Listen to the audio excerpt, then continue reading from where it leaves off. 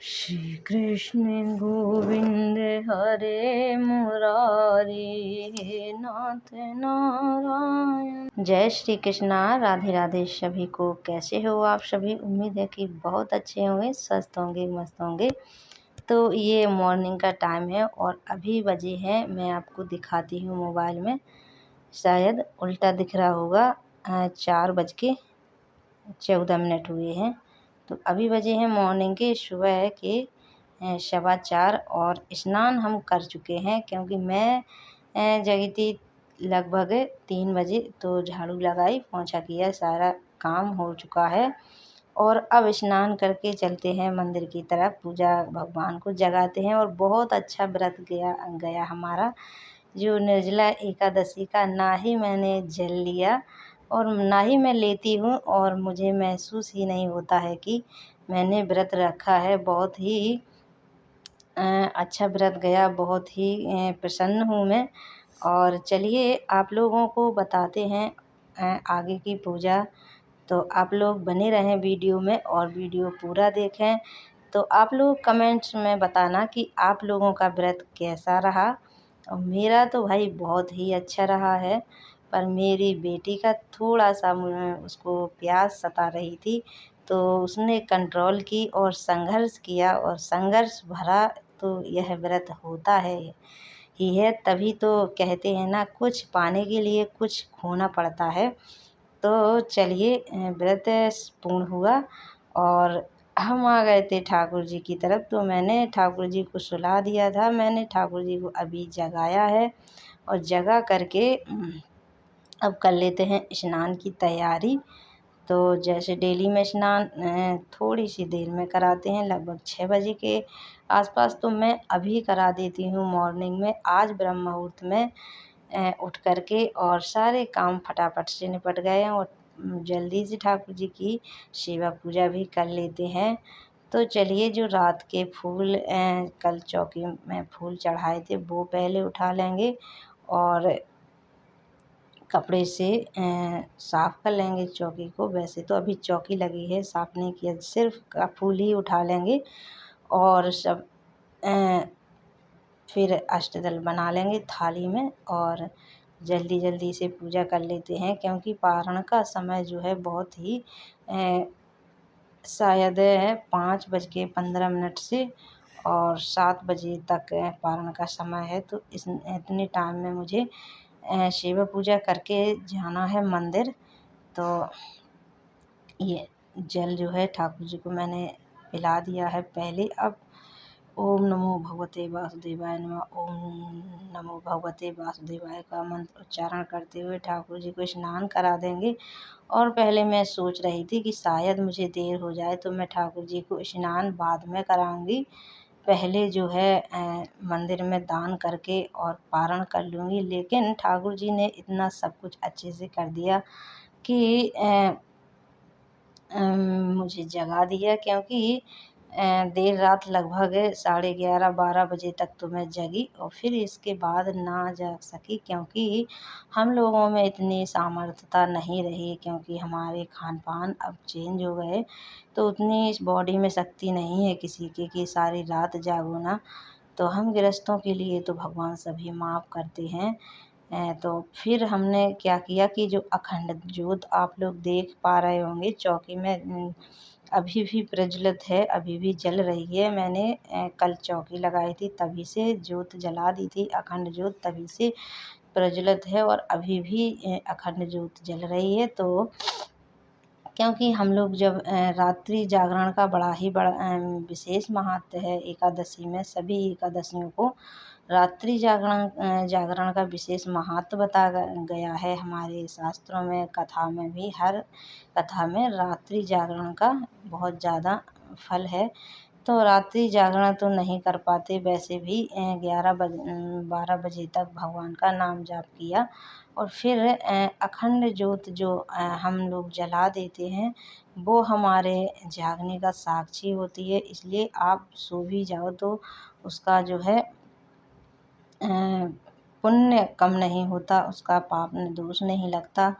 सोने का, तो इसलिए मैंने अखंड जोत जला कर रखी थी। वैसे हर एकादशी को नहीं जला पाते, पर मैंने निर्जला एकादशी पर अवश्य जलाई है, पहली बार जलाई है और बहुत ही अच्छे से निपट गया, मेरा व्रत संपूर्ण हो गया।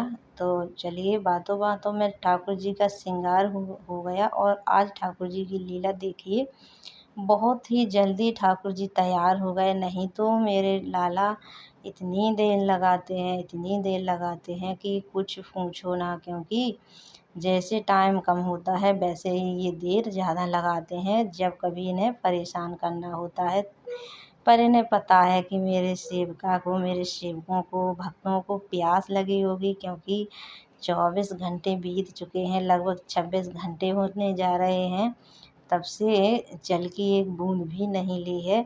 और बहुत से भक्त होते हैं, आज भी हैं, जो निर्जल व्रत करते हैं, जल की एक बूंद भी मुख में नहीं डालते हैं।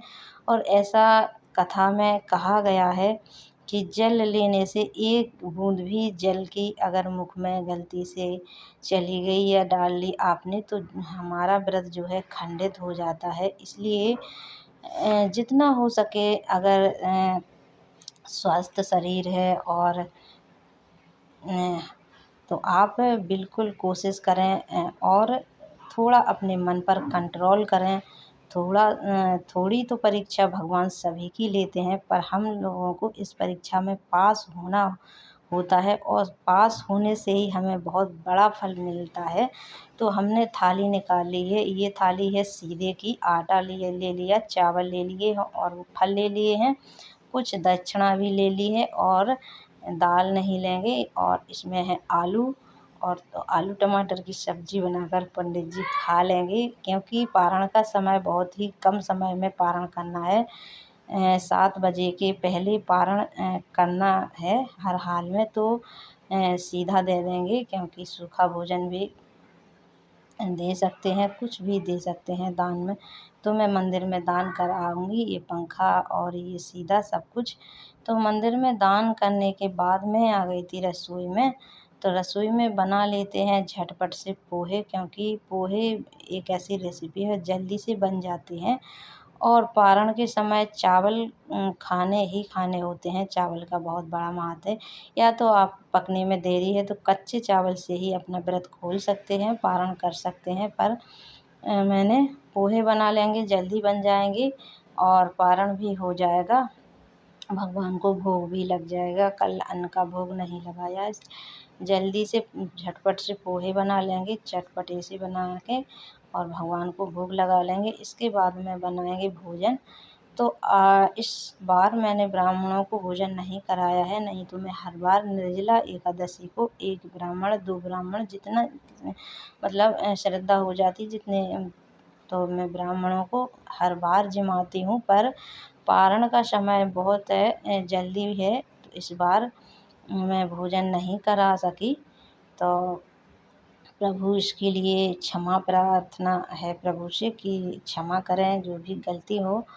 तो बस से मेरे पोहे तैयार हो गए हैं, और मैं लगा दूँगी ठाकुर जी को भोग।